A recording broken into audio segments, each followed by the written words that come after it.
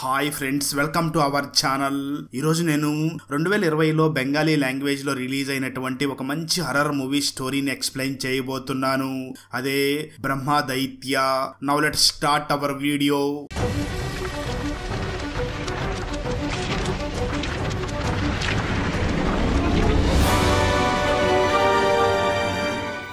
Open చేస్తే movie starting scene లోనే ఒక వ్యక్తి కారు డ్రైవ్ చేసుకుని వెళుతూ ఉంటాడు. సరిగ్గా అదే సమయంలో ఒక ఫోన్ కాల్ రావడంతో ఫోన్ అటెండ్ చెయ్యగా ఆ ఫోన్ లో నుంచి అక్కడికి వెళ్ళకు, నువ్వెక్కడికి వెళ్ళినా నిన్ను నేను వదిలిపెట్టను అనే మాటలు వినిపిస్తూ ఉంటాయి. దాంతో తను వెంటనే ఫోన్ కట్ చేసి డ్రైవ్ చేసుకుని వెళుతూ ఉండగా మళ్ళీ తనకి ఫోన్ కాల్ వస్తుంది. ఈసారి కూడా సేమ్ అదే డైలాగ్స్ వినిపిస్తూ ఉంటాయి.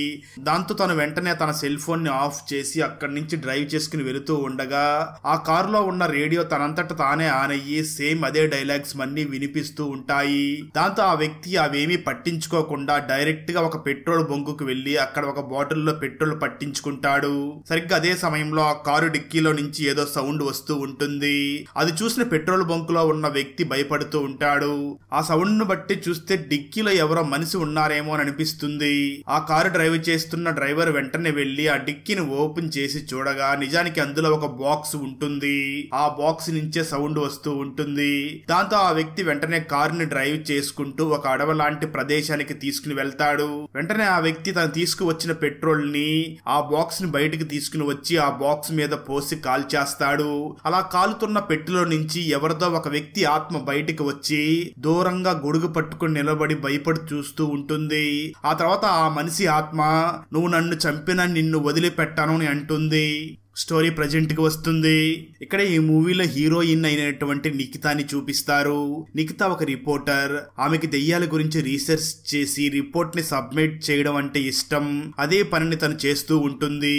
దాంతో నిఖిత తన ఆఫీస్ లో కూడా దెయ్యాల గురించి మాట్లాడుతూ ఈ మధ్య ఈ జనరేషన్ పిల్లలకి ఫారెన్ దెయ్యాల మీద ఉన్న ఇంట్రెస్ట్ మన దెయ్యాల మీద లేదు. ఇలా అయితే మన ఊరి దెయ్యాల కథలు అంతరించిపోతాయి అని అంటుంది. అంతేకాకుండా నిఖిత వాళ్ళ ఇంటి పక్కన ఒక హాంటెడ్ హౌస్ ఉంటుంది. ఆ హౌస్ ఎందుకు హాంటెడ్ గా అయ్యింది అని రీసెర్చ్ చేయడం స్టార్ట్ చేయాలనుకుంటుంది. అదే విధంగా ఆ ఒక్క హౌసే కాకుండా మిగిలిన ఊర్లలో ఉన్న హాంటెడ్ హౌస్ల గురించి కూడా రీసెర్చ్ చెయ్యాలి అనుకుంటూ ఉంటుంది. అదే సమయంలో నిఖిత ఆఫీస్ లో కూర్చొని చాలా బాధపడుతూ ఉంటుంది. ఎందుకంటే నిఖితకి రావాల్సిన ప్రమోషన్ రాకపోవడంతో తను చాలా ఫీల్ అవుతూ ఉంటుంది. అయితే నిఖిత ఫ్రెండ్ మాత్రం తన బాస్ కి మాయ మాటలు చెప్పి నిఖితకి రావాల్సిన ప్రమోషన్ ని తనే తీసుకుని వెళ్లిపోయి ఉంటుంది. దాంతో నిఖిత చాలా బాధపడుతూ అక్కడి నుంచి తనకి ఇంటికి వెళుతూ ఉండగా సరిగ్గా అదే సమయంలో నిఖిత అమ్మ తనకి ఫోన్ చేసి, ఏంటి ఈ మధ్య నీ జుట్టుని ఇష్టం వచ్చినట్లుగా కట్ చేసుకుని తిరుగుతున్నావు, అసలు అమ్మాయిలాగా కూడా బిహేవ్ చెయ్యట్లేదు అని తిడుతుంది. దాంతో నిఖిత తన అమ్మతో, లేదమ్మా నేను అలా ఏమీ చెయ్యడం లేదు అని తన అమ్మని కన్విన్స్ చేసేలాగా చాలా నెమ్మదిగా మాట్లాడి తన అమ్మకి నచ్చ చెప్పి ఆ తర్వాత ఫోన్ కట్ చేస్తుంది నిఖిత. ఆ తర్వాత నిఖిత చాలా కాన్సన్ట్రేషన్ గా దెయ్యాల మీద ఒక బుక్ రాయాలి అని స్టార్ట్ చేస్తుంది. అదే టైంకి కంప్యూటర్ ఓపెన్ అవ్వగానే అక్కడ ఒక వెబ్సైట్ కనిపిస్తుంది. ఆ వెబ్సైట్ లో దెయ్యాలకు సంబంధించిన వస్తువులన్నీ కూడా 90% డిస్కౌంట్ లో దొరుకుతున్నాయని, అదే విధంగా ఫ్రీ డెలివరీ అని కూడా ఉంటుంది. దాంతో నిఖిత వెంటనే ఆ డిస్కౌంట్స్ గురించి ఆఫీస్ లో ఉన్న తన టీమ్ లీడర్ కూడా ఇన్ఫార్మ్ చేస్తుంది. దాంతో తన ఫ్రెండ్ కూడా ఆ డీల్స్ ని చూసి ఇవి చాలా బాగున్నాయి అని చెప్తుంది. దాంతో నిఖిత వెంటనే ఆ డీల్స్ లో ఒక చిన్న బాక్స్ ని ఆర్డర్ పెట్టి తను వెళ్లి పడుకుంటుంది. అప్పుడే తనకి తన చిన్ననాటి జ్ఞాపకాలన్నీ కూడా గుర్తుకు వస్తూ ఉంటాయి. నిజానికి చిన్నప్పుడు నిఖితతో ఎవ్వరూ కూడా ఆడుకోరు, అందరూ తనని దూరం పెడుతూ ఉంటారు. ఒక రోజు ఒక గ్యాంగ్ నిఖితాని తనతో ఆడుకోవడానికి పిలిచి తనకి గంతలు కట్టి వాళ్ళు మాత్రం అక్కడి నుంచి వెళ్లిపోతారు. అయితే నిఖిత మాత్రం కళ్ళకి గంతలు కట్టుకుని అక్కడంతా తిరుగుతూ కొంత సమయం తర్వాత తనకు కట్టి ఉన్న కళ్ళ గంతలు తీసి చూడగా అక్కడ ఎవరో కూడా పిల్లలు ఉండరు. అలా నిఖితాని చాలా మంది అలా రిజెక్ట్ చేస్తూ ఉంటారు. దాంతో నిఖిత ఇదంతా నా దురదృష్టం అనుకుని ఉలిక్కిపడి నిద్ర లేస్తుంది. నిద్ర లేచిన నిఖిత కూడా నిజంగానే నాకు దురదృష్టం ఉన్నట్లు ఉంది, ఎందుకంటే నాకు అన్ని టాలెంట్స్ ఉన్నప్పటికీ నాకు రావాల్సిన ప్రమోషన్ నా ఫ్రెండ్ కి వచ్చింది అని ఆలోచిస్తూ ఉంటుంది నిఖిత. ఆ తర్వాత రోజు మార్నింగ్ అవ్వగానే కాలింగ్ బెల్ మోగడంతో నిఖిత అక్కడికి వెళ్లి చూడగా రాత్రి ఆర్డర్ చేసిన వస్తువుని తీసుకుని కొంతమంది వ్యక్తులు అక్కడికి వచ్చి ఉంటారు. దాంతో నిఖిత వాళ్ళని చూసి, ఏంటి ఇంత ఫాస్ట్ గా డెలివరీ అవుతుందా అని అడుగుతుంది. దానికి ఆ కంపెనీ వాళ్ళు మాట్లాడుతూ, మా కంపెనీ ప్రొడక్ట్స్ ని మేము ఇంత ఫాస్ట్ గానే డెలివరీ చేస్తాము అని చెప్పి ఫస్ట్ ఒక చిన్న మొక్కని తీసుకుని వచ్చి ఇంట్లో పెడతారు. అది చూసిన నిఖిత రాత్రి నేను దీన్నేనా ఆర్డర్ చేసింది అని అనుకుంటూ ఉంటుంది. అదే సమయంలో నలుగురు వ్యక్తులు ఒక పెద్ద బాక్స్ ని ఇంటి లోపలికి తీసుకుని వచ్చి ఈ పెట్టిని ఇంటి లోపల దక్షిణం పక్కన మాత్రమే పెట్టాలి, ఎక్కడ పడితే అక్కడ పెట్టకూడదు అని చెప్తారు. కానీ నిఖిత మాత్రం ఇంటి మధ్యలోనే పెట్టండి, నేను తర్వాత సర్దుకుంటాను అని చెప్తుంది. దాంతో ఆ బాయ్స్ బాక్స్ ని ఇంటి మధ్యలోనే పెట్టి ఆ పెట్టికి సంబంధించిన ఒక కెమికల్ బాటిల్ ని, ఒక ఆడియో బుక్ ని, ఒక మాన్యువల్ ని కూడా ఇచ్చి ఈ పెట్టిలో బ్రహ్మ దైత్య అనే దెయ్యం ఉంది, ఆ బుక్ లో ఉన్న విధంగా చెయ్యండి, ఎలా పెడితే అలా హ్యాండిల్ చేస్తే ఆ బ్రహ్మ దైత్య అనే దెయ్యం పెట్టి నుంచి బయటికి వచ్చేస్తుంది. ఆ దెయ్యాన్ని కంట్రోల్ చేయడం చాలా కష్టం. ఒకవేళ మీరు ఆ బుక్ లో విన్న విధంగానే చేస్తే ఆ దెయ్యం మీకు ఒక మంచి బెస్ట్ ఫ్రెండ్ లాగా ఉంటుంది అని చెప్పి వెళ్ళిపోతారు. అయితే నిఖిత మాత్రం ఆ పెట్టిని చూసి ఆ డెలివరీ బాయ్స్ చెప్పింది అంతగా నమ్మాలి అని అనుకోదు. సరే అసలు ఆ ఆడియో బుక్ లో ఏముందో అని ఒకసారి దాన్ని ఓపెన్ చేస్తుంది. దాన్ని ఓపెన్ చేయగానే ఆ ఆడియో బాక్స్ మాట్లాడడం మొదలు పెడుతుంది. మీకు ఒక మొక్క తెచ్చి ఇచ్చాం కదా, ఆ ప్లాంట్ ని నేను చెప్పిన విధంగా పెట్టమని ఆ ఆడియో బుక్ మాట్లాడుతుంది. నిఖిత వెంటనే ఆ వాయిస్ ని చూసి షాక్ అవుతుంది. ఆ తర్వాత ఆ వాయిస్ చెప్పిన విధంగానే ఆ ప్లాంట్ ని సేమ్ డైరెక్షన్ లో తను చెప్పినట్లుగానే పెడుతుంది. నెక్స్ట్ తనకి ఒక రెడ్ కలర్ లో ఉన్న కెమికల్ బాక్స్ ని ఇచ్చారు కదా, ఆ కెమికల్ ని ఆ బాక్స్ చుట్టూ చల్లమని చెప్తుంది. దాంతో నిఖిత కూడా ఆ కెమికల్ ని ఆ బాక్స్ చుట్టూ స్ప్రింకిల్ చేస్తుంది. అప్పుడు మళ్ళీ ఆ ఆడియో బాక్స్ మాట్లాడుతూ ఇప్పుడు మీరు చాలా స్లోగా ఆ బాక్స్ ని ఓపెన్ చెయ్యండి అని చెప్తుంది. దాంతో నిఖిత చాలా భయపడుతూనే ఆ బాక్స్ ని నెమ్మదిగా ఓపెన్ చెయ్యగా ఆ బాక్స్ లోపల 2 చెప్పులు, ఒక దారం ఉంటుంది. అది చూసిన నిఖిత 65 కేజీల ప్రీమియం క్వాలిటీ దెయ్యం ప్రొడక్ట్ అని చెప్పి నన్ను మోసం చేశారు అని తను చాలా కోపంగా అరుస్తూ ఉంటుంది. అప్పుడు ఆ ఆడియో బాక్స్ ఒక మనిషిలాగా ఆ నిఖితతో మాట్లాడడం మొదలు పెడుతుంది. ఆ ఆడియో బాక్స్ నిఖితతో మాట్లాడుతూ బాక్స్ లో 2 చెప్పులు, దారం ఉన్నాయని ఆవేశపడకు, నేను చెప్పింది చెయ్యి అంటుంది. ఆ మాటలు విన్న నిఖిత మాత్రం మళ్ళీ నన్ను మోసం చెయ్యాలనుకుంటున్నావా అని అంటుంది. దాంతో ఆ ఆడియో బాక్స్ మాట్లాడుతూ ఈ పెట్టిలో దెయ్యం ఉందని నీకు అనిపించకపోతే, నీకు ఇంకా డౌట్ గా ఉంటే వెంటనే ఇంటి లోపలికి వెళ్లి ఒక నిమ్మకాయ తీసుకుని వచ్చి ఆ బాక్స్ మీద పెట్టు అని అంటుంది. దాంతో నిఖిత వెంటనే ఇంట్లోకి వెళ్లి చూడగా ఇంట్లో నిమ్మకాయలు ఉండవు. దాంతో నిఖిత ఆ బాక్స్ తో మాట్లాడుతూ ఇంట్లో నిమ్మకాయలు లేవు, ఫ్రిడ్జ్ లో యాపిల్ ఉంది, దాన్ని నేను ఆ బాక్స్ మీద పెట్టొచ్చా అని అడుగుతుంది. దానికి ఆ ఆడియో బాక్స్ మాట్లాడుతూ ఫ్రూట్స్ లో ఏదైనా పర్వాలేదు పెట్టు అని అంటుంది. నిఖిత వెంటనే ఆ యాపిల్ ని తీసుకుని వెళ్లి ఇంట్లో ఉన్న ఆ బాక్స్ మీద పెడుతుంది. అయితే ఎంత సమయం గడిచినా ఆ యాపిల్ లో మాత్రం ఎటువంటి మార్పు కనిపించదు.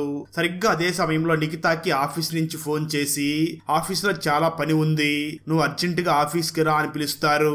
నిజానికి నిఖిత ఆ దెయ్యం బాక్స్ పనిలో పడి ఆఫీస్ వర్క్ గురించే మర్చిపోయి ఉంటుంది. దాంతో నిఖిత వెంటనే ఆఫీస్ కి వెళ్లి తన వర్క్ మొత్తం కూడా ఆఫ్టర్నూన్ కి ఫినిష్ చేసుకుని అక్కడి నుంచి ఎర్లీగా తిరిగి తన ఇంటికి వస్తుంది. ఇంటికి వచ్చి చూడగా ఇంట్లో ఆ బాక్స్ మీద పెట్టి ఉన్న ఆ యాపిల్ కాయ చాలా కుళ్ళిపోయి ఉంటుంది. అప్పటికి నిఖిత దాన్ని నమ్మదు.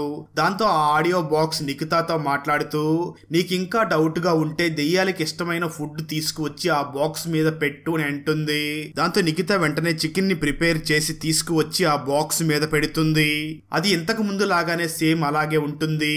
అప్పుడు ఆ ఆడియో బాక్స్ నిఖితతో మాట్లాడుతూ దెయ్యాలు రావడానికి కొన్ని సూచనలు ఉంటాయి, దెయ్యాలు వచ్చే సమయంలో ఒళ్ళంతా కూడా బాగా చల్లగా మారిపోతుంది, కరెంటు బిల్లు కూడా చాలా తక్కువగా వస్తుంది, ఇల్లు చాలా శుభ్రంగా ఒక్క చీమ కూడా లేనప్పుడే ఆ దెయ్యాలు వస్తాయి అని చెప్తుంది.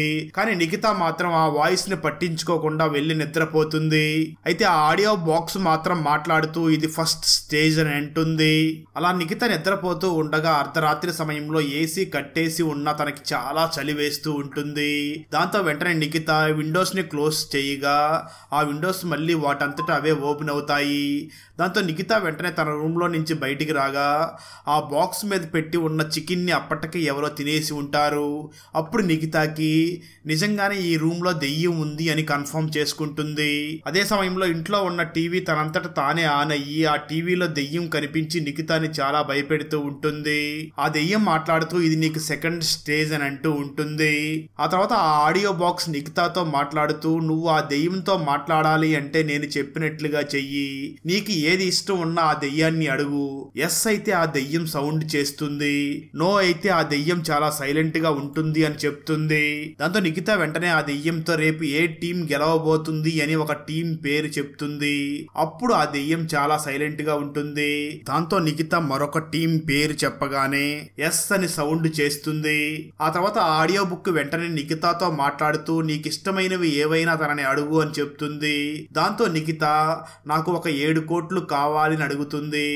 అయితే ఆ దెయ్యం మాత్రం సైలెంట్ గా ఉంటుంది. ఆ తర్వాత నిఖిత సరే నాకు 7 కోట్లు కాదు, నాకు నా ఆఫీస్ లో ప్రమోషన్ కావాలి అని అంటుంది. అప్పుడు కొద్దిసేపు సైలెంట్ గా ఉండి ఆ తర్వాత ఎస్ అని ఆ దెయ్యం సౌండ్ చేస్తుంది. అప్పుడు నిఖిత నాకు నిద్ర వస్తుంది అని వెళ్లి పడుకుని నిద్రపోతుంది. ఆ తర్వాత నిఖిత నిద్రపోతూ ఉండగా తన కలలో తన చిన్ననాటి జ్ఞాపకాలన్నీ కూడా గుర్తుకు వస్తూ ఉంటాయి. ఒకరోజు నిఖిత స్కూల్లో ఒక ప్లేస్ లో కూర్చుని తన లంచ్ బాక్స్ ని తినబోతూ ఉండగా తన ఫ్రెండ్స్ వచ్చి ఆ లంచ్ బాక్స్ ని తీసుకుని వెళ్లిపోతారు. దాంతో నిఖిత ఆకలితో చాలా ఏడుస్తూ ఉంటుంది. అప్పుడు తన ఫ్రెండ్స్ తన దగ్గరికి వచ్చి నీకు మేమే అన్నం తినిపిస్తాము అని చెప్పి అన్నాన్ని తన నోటి దగ్గరికి తీసుకుని వెళ్లి సడన్ గా అక్కడి నుంచి వెళ్లిపోతూ ఉంటారు. అలా అందరూ కూడా నిఖితాని చిన్నతనంలో బాగా ఏడిపించి ఉంటారు. ఆ తర్వాత పని మనిషి వచ్చి నిఖితాని నిద్ర లేపగా నిఖిత పని మనిషిని చూసి 2 రోజులు ఎక్కడికి వెళ్లారు అని అడుగుతుంది. పని మనిషి ఆ నిఖితాని చూసి నాకు ఆరోగ్యం బాగోలేదు అందుకే సెలవు పెట్టాను అని అంటుంది. నిఖిత వెంటనే ఆ పని మనిషితో సరే అయితే మీరు ఇంట్లోకి వెళ్లి పని చేసుకోండి అని అంటుంది. దాంతో ఆ పని మనిషి హాల్లోకి వచ్చి అక్కడ ఉన్న బాక్స్ ని ఆ బాక్స్ చుట్టూ చల్లి ఉన్న కెమికల్ రెడ్ కలర్ లో ఉండడంతో పని మనిషి దాన్ని చూసి అది కారమేమో అని అనుకుంటుంది. అదే విధంగా అక్కడ చికెన్ తిని ఉన్న ప్లేట్స్ అన్ని ఉండడంతో పని మనిషి ఇల్లు చాలా గందరగోళంగా ఉంది అని ఆ బాక్స్ చుట్టూ చల్లి ఉన్న కెమికల్ ని చాలా నీట్ గా క్లీన్ చేస్తుంది. దాంతో పాటు ఇల్లంతా కూడా చాలా క్లియర్ గా నీట్ గా చేస్తుంది. కొంత సమయం తర్వాత నిఖిత ఆఫీస్ కి వెళ్ళడానికి రెడీ అయ్యి ఆ బాక్స్ దగ్గరికి వచ్చి అక్కడ క్లీన్ చేసి ఉండడంతో వెంటనే ఆ పని మనిషిని చూసి ఎందుకు ఇలా చేశావు అని తిడుతుంది. పని మనిషి మాత్రం ఇల్లు చాలా చిందరవందరగా ఉంది అందుకే అలా చేశాను అని అంటుంది. ఆ తర్వాత నిఖిత హాల్లో ఉండవలసిన బాక్స్ ఒక టేబుల్ మీద ఉండడం చూసి ఈ బాక్స్ ని 4 వ్యక్తులు మోసుకుని వచ్చారు, నువ్వు ఒక్కదానివే ఎలా లేపావు అని అడుగుతుంది. దానికి ఆ పని మనిషి మాట్లాడుతూ లేదమ్మా ఆ బాక్స్ ఏమి పెద్దగా వెయిట్ లేదు అని అంటుంది. అప్పుడు నిఖిత కూడా వెళ్లి ఆ బాక్స్ ని లేపగా ఆ బాక్స్ చాలా తేలిగ్గానే ఉంటుంది. అప్పుడు నిఖితకి అంటే ఈ బాక్స్ లో ఆ బాక్స్ చుట్టూ కెమికల్ చల్లడం వల్ల దెయ్యం ఆ బాక్స్ లో ఉంది. ఎప్పుడైతే పని మనిషి ఆ కెమికల్ ని క్లియర్ చేసేసిందో ఆ దెయ్యం బయటకు వచ్చేసింది అని అర్థం చేసుకుంటుంది. ఆ తర్వాత నిఖిత వెంటనే అక్కడి నుంచి బయలుదేరి తన ఆఫీస్ కి వెళ్లిపోతుంది. అలా నిఖిత ఆఫీస్ కి వెళ్ళగానే తనకి ఒక గుడ్ న్యూస్ తెలుస్తుంది. ప్రమోషన్ తీసుకున్న తన ఫ్రెండ్ యాక్సిడెంట్ లో చనిపోయిందని ఇప్పుడు ఆ ప్రమోషన్ నిఖితకి ఇస్తున్నట్లుగా తెలుస్తుంది. అంతేకాకుండా నిన్న ఆ దెయ్యం రెస్పాండ్ అయిన ఆ మ్యాచ్ లో తను చెప్పిన టీమే గెలుస్తూ ఉంటుంది. ఇదంతా చూసిన నిఖితకి చాలా భయం వేస్తూ ఉంటుంది.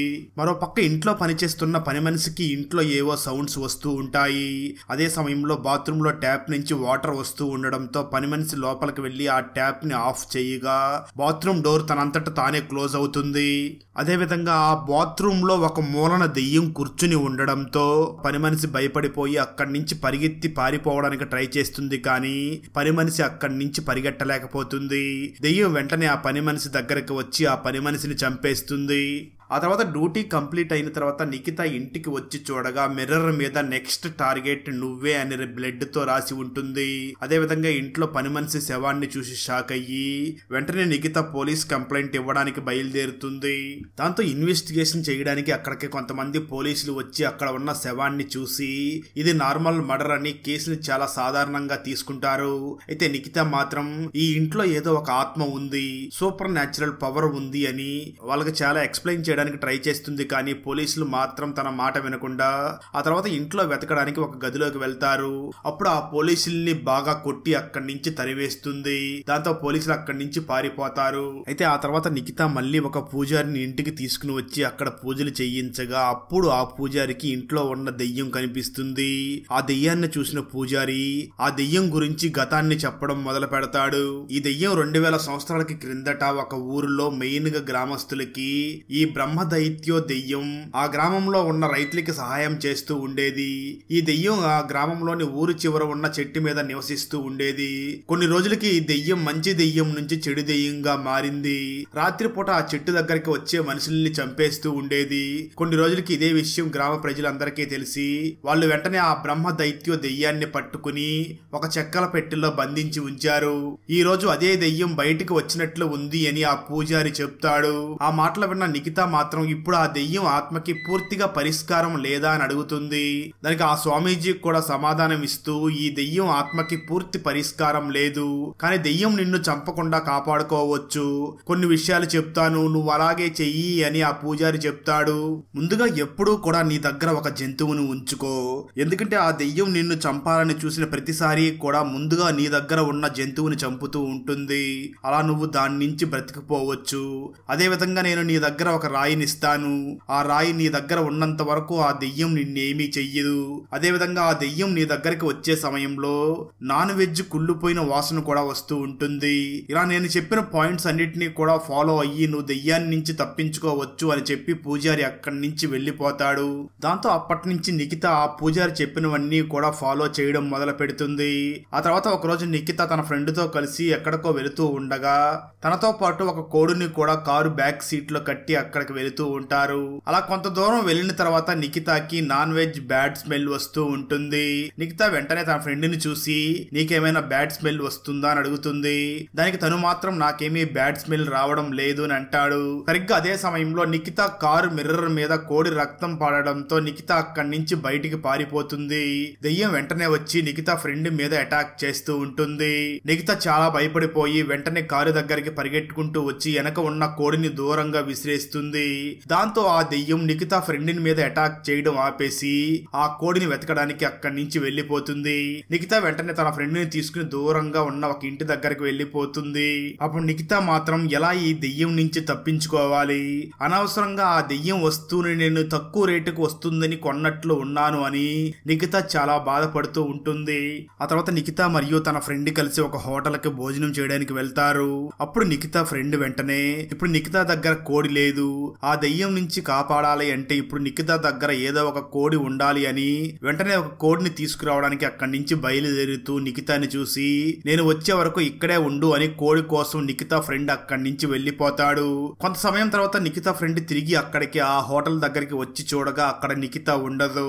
నిఖిత కేవలం ఒక లెటర్ ని రాసి ఉంటుంది. ఆ లెటర్ లో నిఖిత నాకు ఆ దెయ్యం అంతం చూడాలని ఉంది, నాకు ఆ దెయ్యం గురించి మొత్తం తెలిసింది, ఇప్పుడు అక్కడికే వెళుతున్నాను అని చెప్పి ఆ లెటర్ లో రాసి ఉంటుంది. ఆ తర్వాత నిఖిత తన ఇంటికి వెళ్ళగా ఇంట్లో నిఖితకి ఆ దెయ్యం కనిపించి నిఖిత మీద అటాక్ చేయబోతూ ఉంటుంది.